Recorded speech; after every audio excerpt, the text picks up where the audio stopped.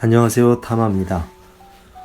오늘은 유시화 작가의 글 가운데서 No Problem이라는 글을 함께 생각해 봅니다. 바라나시에 장기간 머물 때 한 인도인 친구가 곧잘 숙소에 찾아와 대화를 나누곤 했습니다. 나는 자연히 그 지역 사람들의 일상적인 삶에 대해 관심을 갖게 되었고, 그곳에서 나고 자란 그에게서 많은 이야기를 들을 수 있었습니다.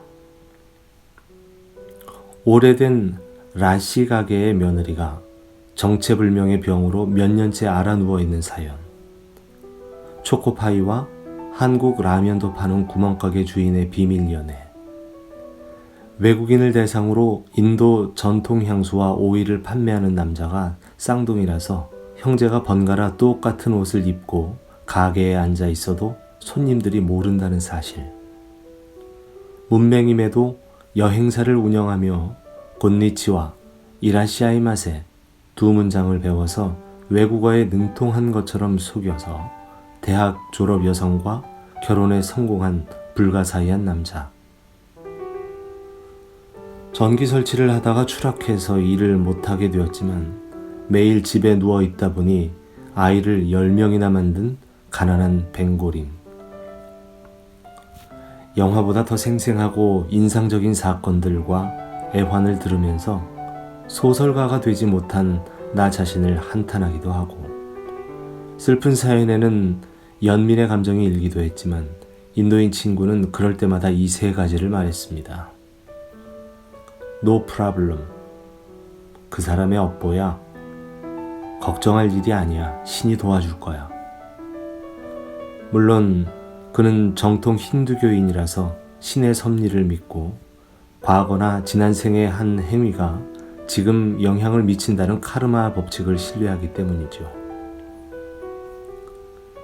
따라서 결국에는 No Problem이라는 것을 이해하지 못할 리가 없습니다.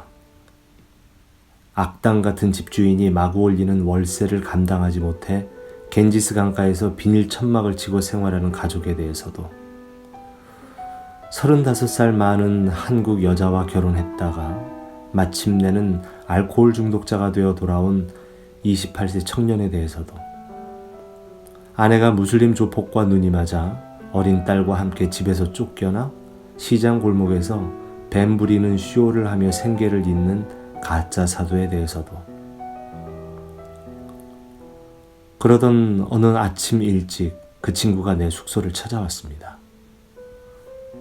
꿈자리가 사나워 헝클어진 머리를 쓸어 넘기며 방문을 열자 그는 안으로 들어올 틈도 없이 전날 저녁 자신의 아내가 사이클 릭시아를 타고 가다가 트럭에 부딪혀 한쪽 다리가 2군데나 부러졌다고 말했습니다.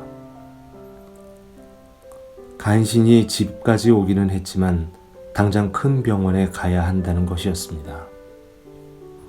그를 안으로 들어오게 해 꿀물을 한 잔 먹인 다음 내가 말했습니다. No problem. 너의 아내는 전생에 행한 카르마의 결과로 다리가 부러진 거야. 걱정할 필요 없어. 우파로왈라가 도와줄 거야. 나는 아직도 이해할 수 없습니다. 그 순간 왜 그 친구의 표정이 그토록 완벽한 무신론자의 얼굴로 바뀌었는지. 다른 사람들이 겪는 불행과 아픔에 대해서는 단호하고 당연하게 No problem, 신이 도와줄 거야를 외치던 장본인이 결국 우파로왈라는 나를 시켜 그의 아내 다리의 기부스 비용을 전부 내게 하긴 했지만, No problem은 다른 사람이 아니라 자기 자신에 대해서만 적용해야 할 것입니다. 그 No problem은 가슴에서 피는 꽃이 됩니다. 다른 사람에 대해서는 마치 신이 존재하지 않는 것처럼 도와줘야 한다는 가르침만큼 종교적인 진리는 없습니다. 이런 이야기가 있습니다. 늦게 아들을 얻은 남자가 있었습니다. 세상을 다 준다고 해도 바꾸지 않을 아들이었습니다. 어느 날 그 아들이 열병을 앓다가 갑자기 숨을 거둡니다.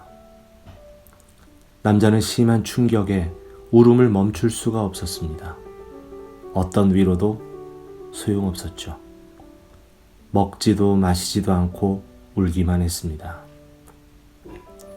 그 마을에는 모두에게 존경받는 수행자가 살고 있었는데요. 그래서 남자들의 친구들은 그에게 가서 도움을 청했습니다. 부디 좀 도와주십시오. 너무 상심해서 울음을 멈추지 않습니다. 당신이라면 그에게 삶과 죽음의 본질을 설명해 줄 수 있습니다. 수행자가 남자를 찾아와 말했습니다. 아드님의 죽음은 신의 뜻입니다. 그 뜻을 받아들여야 합니다. 아드님의 영혼은 영원하며 결코 죽지 않습니다. 이 육신은 옷과 같아서 우리가 옷을 갈아입듯이 죽을 때 우리의 모습이 바뀝니다. 그것이 전부입니다. 아드님은 계속 살아있고 다시 만나게 될 것입니다. 수행자는 여러 경전에 나오는 구절들을 인용하며 남자를 이해시켰습니다. 남자는 서서히 마음이 진정되어 울음을 그쳤습니다. 그날부터 남자는 상실감을 극복하고 다른 활동들로 바빠졌습니다. 어느 날 그는 우연히 그 수행자의 집 앞을 지나가게 되었습니다. 문 밖에 많은 사람들이 모여 있었습니다. 남자가 걸음을 멈추고 물었습니다. 무슨 일이 있습니까? 왜 걱정스러운 표정으로 사람들이 이렇게 모여 있죠? 누가 대답하기도 전에 남자는 집 안에서 목 놓아 우는 소리를 들었습니다. 다름 아닌 그 수행자의 울음소리였습니다. 고매한 수행자가 무엇인가를 감당하지 못하고 울고 있는 게 틀림없었습니다.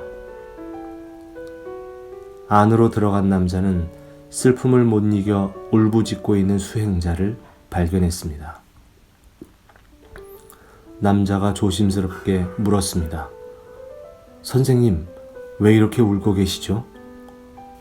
나는 지금까지 2년 동안 폐결핵을 앓았어. 의사가 염소 우유를 마시면 회복이 될 거라고 해서 염소를 한 마리 사서 매일 우유를 마셨다오. 정말 사랑스러운 염소였어. 그런데 오늘 그 염소가 갑자기 죽고 말았어. 남자가 믿을 수 없다는 듯 물었습니다. 죽은 염소 때문에 우는 겁니까? 내 아들이 죽었을 때는 슬퍼하지 말라고 조언하지 않으셨던가요? 죽음은 신의 뜻이며 영혼은 영원하며 결코 죽지 않는다고요. 옷을 갈아입듯이 죽음도 겉으로 보이는 현상일 뿐이라고. 그런데 염소의 죽음 때문에 이렇게 통곡하며 울다니 도무지 이해가 가지 않는군요. 수행자가 말했습니다. 그 죽음과 이 죽음은 엄연히 다르오. 죽은 아들은 당신의 아들이지만 이 염소는 내 염소란 말이오. 그러고는 다시 목 놓아 울기 시작했습니다. 네, 지금까지 타마와 함께 하셨습니다.